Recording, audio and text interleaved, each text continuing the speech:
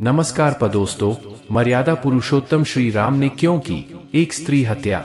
मित्रों, इस कथा को ध्यान से और अंत तक जरूर सुनो और सच्चे दिल से कमेंट में जय श्री राम जरूर लिखो। दोस्तों, भगवान श्री राम को मर्यादा पुरुषोत्तम राम भी कहा जाता है। ये नाम उनके सभ्य और मर्यादित व्यवहार के कारण मिला था। लोगों का मानना था कि श्री राम कभी कुछ गलत नहीं करते और ना ही किसी पर अन्याय होने देते हैं। लेकिन क्या आप जानते हैं कि मर्यादा पुरुषोत्तम श्री राम ने भी एक मर्यादा उल्लंघी थी? जी हाँ, प्रभु राम ने एक स्त्री की हत्या की थी, जबकि ये क्षत्रिय धर्म के खिलाफ था, जिसके मुताबिक कोई योद्धा किसी महिला पर शस्त्र नहीं उठा सकता। इसके बावजूद श्री राम ने एक स्त्री का वध किया। त्रेतायुग में था राक्षसों का आतंक। रामायण के मुताबिक त्रेतायुग में धरती पर राक्षसों का बहुत आतंक था। वो सबसे ज्यादा ऋषि मुनियों को परेशान करते और मारते थे।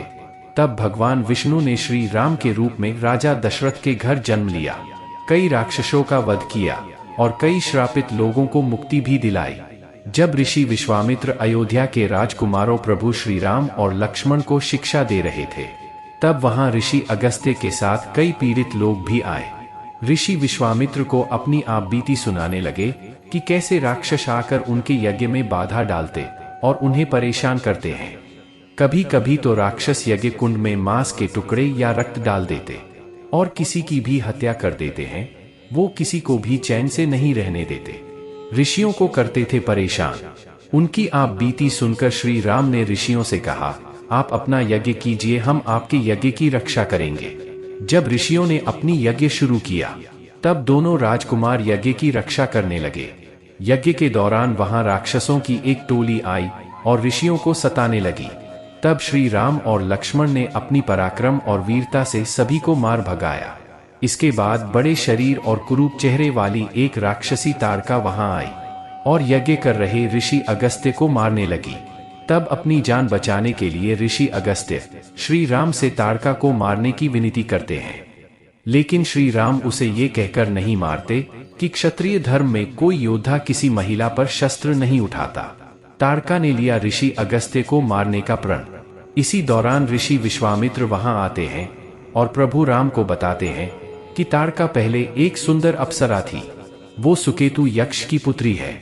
उसने एक सुंद नाम के राक्षस से विवाह किया, जिससे उसके 2 पुत्र मारीच और सुबाहु हुए।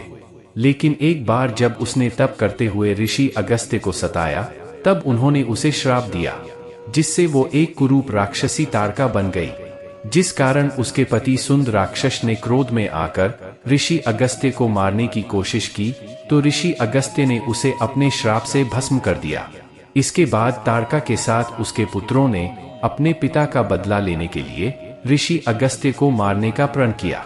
ऋषि विश्वामित्र श्री राम से कहते हैं कि तुम इनका वध कर हमें मुक्ति दिलाओ। तो इसीलिए श्री राम ने उल्लंघी अपनी मर्यादा। श्री राम ऋषि विश्वामित्र से कहते हैं कि मैं ताड़का के पुत्रों को मार सकता हूँ, लेकिन किसी स्त्री पर शस्त्र नहीं उठाऊंगा। मेरा धर्म इसकी अनुमति नहीं देता। तब ऋषि विश्वामित्र उनसे कहते हैं कि हे राम, मैं तुम्हें आज्ञा देता हूँ कि तुम ताड़का को मार दो, क्योंकि तुम्हारे अलावा कोई इसका वध नहीं सकता। तुम अपने मन से ये विचार निकाल दो कि तुम किसी स्त्री का वध कर रहे हो। राम, तुम एक पापी राक्षसी का वध कर रहे हो और ये कोई पाप नहीं है।